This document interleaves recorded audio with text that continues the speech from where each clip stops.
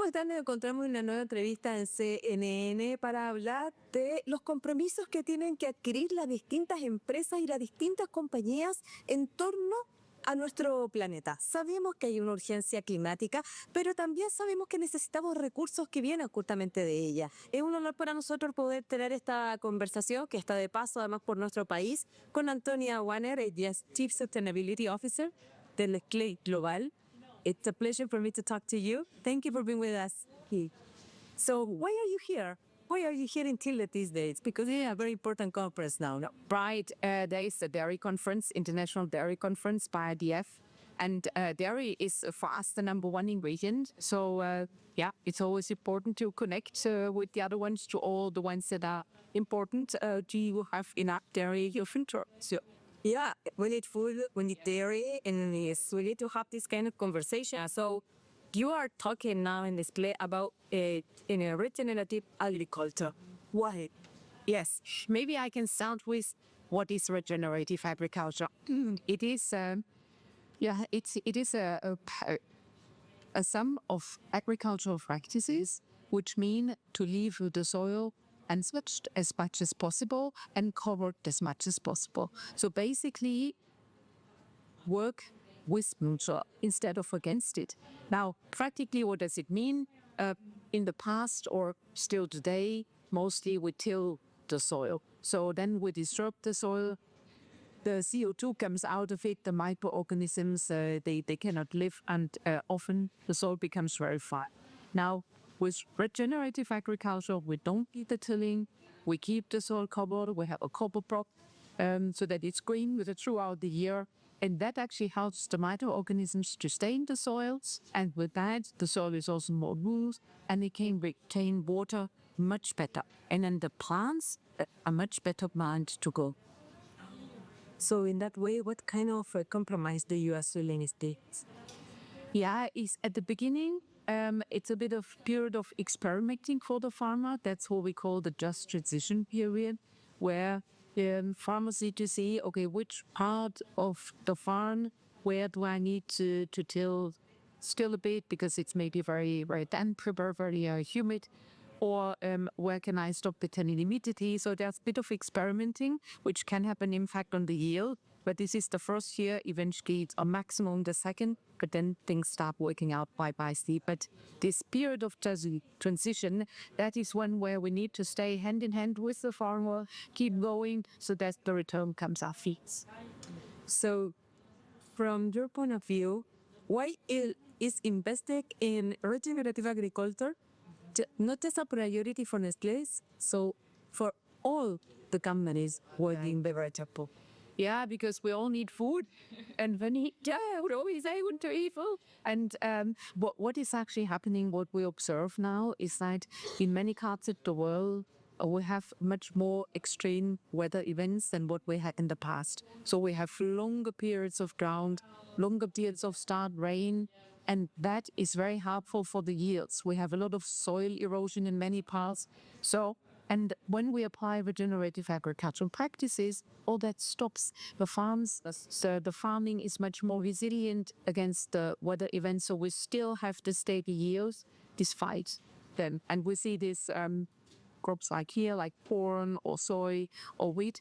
We also see it in tropical areas, like for coffee and for cocoa. It's exactly the same. I mean, there's no tilling, this is tree, but keeping the soil covered and having shade trees. So basically, again, working with nature so that the plants can be protected by nature through certain practices. It keeps the yields much more stable. And with stable yields, the farmer is better off. It's a good business in future. There's motivation to keep farming, to keep going. So stability of yields, stability of number of farmers, and with that, we would still have enough food in future. So do you work close to the farmers? Yes. Yeah. How is that relationship? Yeah, we just the sheer number. We work for dairy with 150,000 farmers directly. It's a lot. And for everything, it's around 500,000 farmers. That's a specific one with Nestlé. And this is one of the reasons why we actually could start with Regenec quite quickly, because we work with so many directly. Now, why is that the case? It comes out of the past. In many areas, we've actually we started a factory like in one part in India because there was dairy farming, it was already there. So, and there was no other way than buy directly from the farms. And we've kept it this way because it has worked well. And that's why we have had built our history of working farmer-centric, farmer at the center. It is the farmers, but often it's working for the farmer, then it's also working for the planet and it's work for us. So let's talk about the cutter. Is that okay? Because the consumer have a new mentality. The planet has easy problem, as we know. And as you say, we need food, and we are going to need food forever because we are human. So how do you see the future of this company or different type of company that do exactly that you do? Yeah.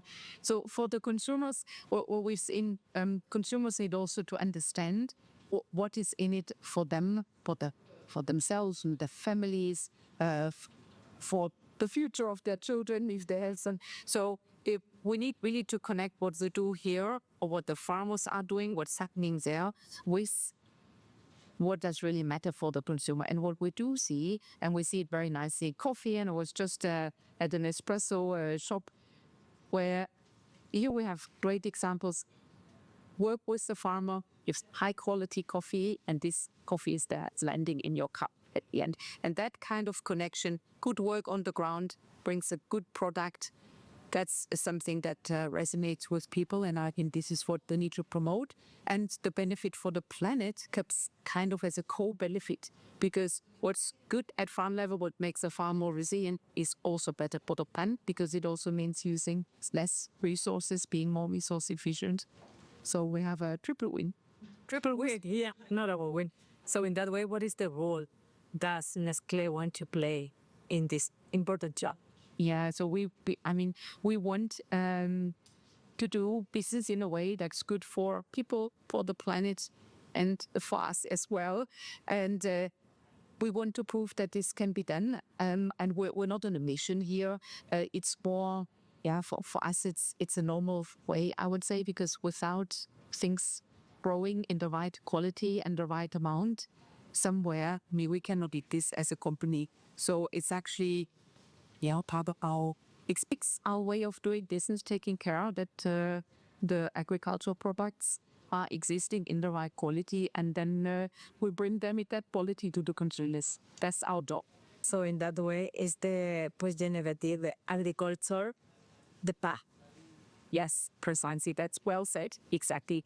This is the path to the future, so that we all can still eat and we have the right quality food.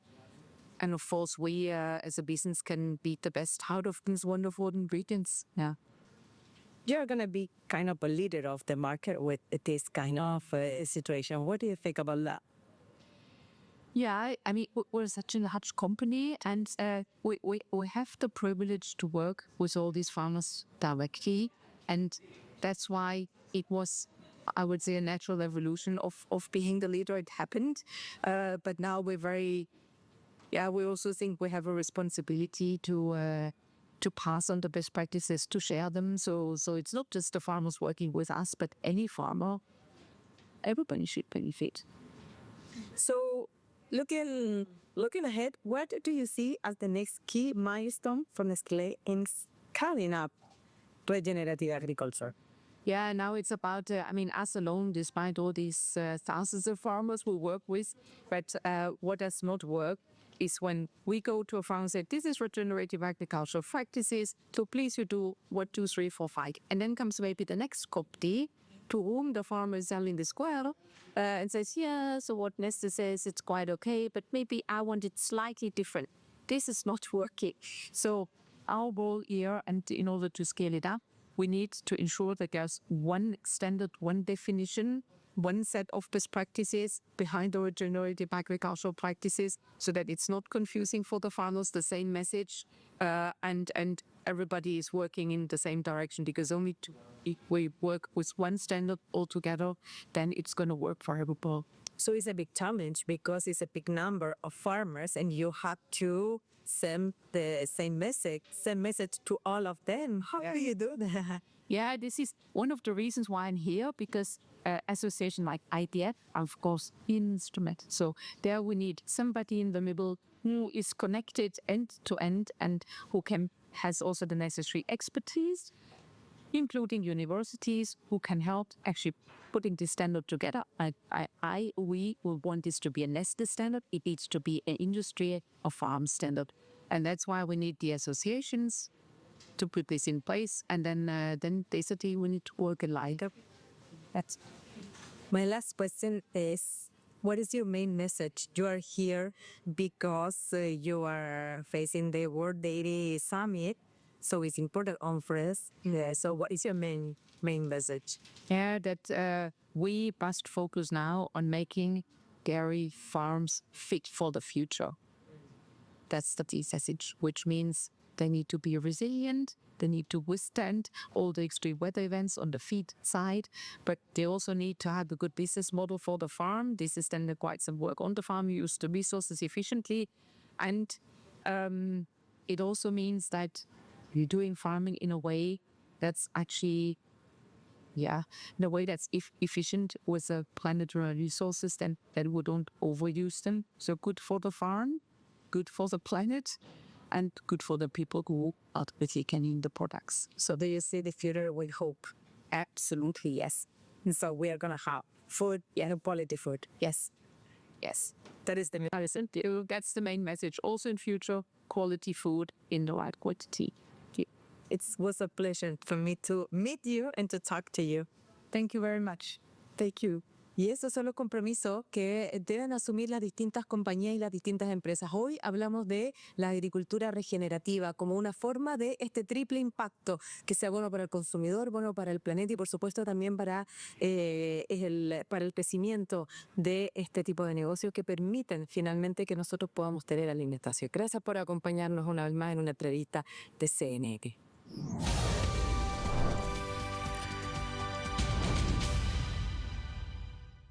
Con la incorporación